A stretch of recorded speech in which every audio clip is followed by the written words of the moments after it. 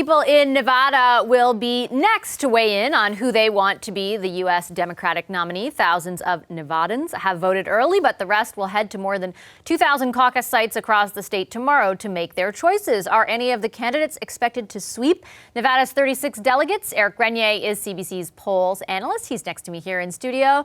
Kenneth Vogel is a Washington correspondent with the New York Times. He joins us from Washington. Hi, guys. Nice to see you. Hello. Éric, I'm going to start with you. Can you lay out for us what the polls are showing us at this juncture? Well, we're now seeing that Bernie Sanders has moved ahead pretty significantly in the polls. If we look at the national average of the polls that have been done since New Hampshire primary, Bernie Sanders is now leading with about 27% support. And you see that Joe Biden and Mike Bloomberg are both vying for that second spot. They're each at about 17%. Elizabeth Warren at 12%, Buttigieg at 10%, and then Amy Klobuchar at 6%, and Tom Steyer at 3%. In Nevada, it is a kind of the same situation. Sanders is polling somewhere around 30% support. And you have pretty much the rest of the field, including Tom Steyer, who has spent a lot of money on advertisements in the state, polling somewhere in the mid-teens. It's a caucus state, which is a bit harder to poll. And the way that the vote unfolds, it can be a bit unpredictable. But right now, Sanders looks like the favorite, but we'll have to see exactly what the results will be. Ken, help us set the stage for this. How significant might Nevada be? Well, it's a big deal. I think it's a bigger deal for some of these candidates below Bernie Sanders. I think many of them and many of their supporters have all but conceded that Sanders will come away, if not with a substantial victory, at least with a victory. And so there's some jockeying for second place. And the reason why this is significant is because we head next into South Carolina for the primary. Both Nevada and South Carolina are seen as tests of how these candidates can do with more diverse portions of the electorate. So far, we've had Iowa and New Hampshire overwhelmingly white states, and a big part of the Democratic electorate, particularly in general elections, is that minority vote. So Nevada has a lot of Hispanic voters, some black voters. South Carolina, the first state where we have a really substantial black electorate. And then right after that, we vote into Super Tuesday, where a number of states vote, and almost a third, or about a third, of the delegates that are in play in the Democratic nominating process are going to be up for grabs in that state. So these next two states, Nevada and South Carolina, are seen as real table setters, where one of the non-Bernie Sanders candidates can emerge as the real the primary challenger to Bernie Sanders headed into Super Tuesday. Speaking of those non-Bernie Sanders candidates, Éric, for example, Mike Bloomberg, seeing his numbers in the polls there, it's fascinating. It's happened quickly. There's been so much change. What are you watching specifically for where popular support among Democrats for these candidates is concerned? Well, for Bloomberg, the problem is that he's not contesting Nevada, and he's also not contesting South Carolina. So we're not going to get an idea of how voters are actually going to be voting for him.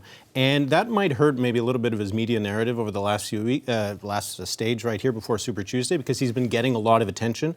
And that maybe put the stakes even higher on Wednesday's debate, where he did not perform very well. So it will be to see who, as Kenneth says, who's going to finish second. Because if Joe Biden manages at least a decent second place showing, he can at least make the case going into South Carolina, going into Super Tuesday, that his campaign can, revive itself. He can be a contender again. The obituary was written too soon. Exactly. And the same thing for Elizabeth Warren. Pete Buttigieg, he needs to show that he can have some strong results outside of these two first states where he'd put a lot of efforts, and states that are more diverse. So there will be a lot to watch for where everyone's going to line up when it's all said and done. Where Joe Biden is concerned, Ken, how do you, I guess, if he's not successful, however we define success, but if he isn't placed near the top, at least in Nevada, what does that mean for his campaign? Well, it means that he's going to have a lot of trouble raising money. He entered this month with only $7 million in the bank. That's about half of what Bernie Sanders had, or less than half of what Bernie Sanders had. And fundraising has not necessarily been a strong suit for Joe Biden. He's never been a very strong fundraiser, but there was some thought that as the leading moderate or centrist candidate in this race, at least headed into the nominating calendar, that he would be able to continue to raise money that would allow him to continue to operate a robust national level, elite level campaign, even if he faced some stumbles or setbacks.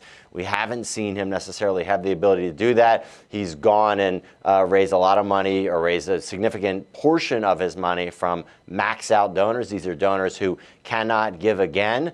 So he's going to need to be able to raise money from more donors, a wider pool of donors, to be able to compete with Bernie Sanders, who has seemingly an inexhaustible supply of small donations coming in online from donors across the country, millions of donors that have really helped him both in 2016 and this time run a campaign that is able to keep going. Even in 2016, as he faced setbacks, this time he hasn't faced any setbacks, and there's a sense that with more victories, he gains momentum. His wide base of donors get more enthusiasm, and he can continue to put some distance in the fundraising race between himself and Joe Biden. Obviously, you have Mike Bloomberg there, looming on the sidelines thus far, and that he hasn't participated in any of the nominating processes, the caucuses or the primaries, but he also has an inexhaustible supply of money coming from his own pocket as opposed to from donors. So coming from a different tough place. for these other candidates to compete.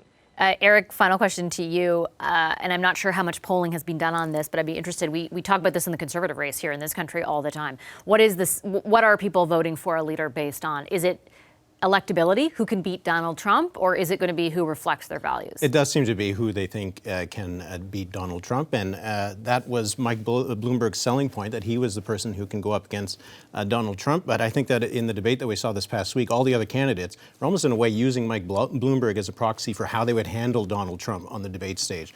So I think that is still the major question, but you're still looking at Bernie Sanders leading the pack, that he's still going to be able to pile up these delegates and have a pretty good advantage going into the convention. Whether he has a majority or not, it's way too early to say.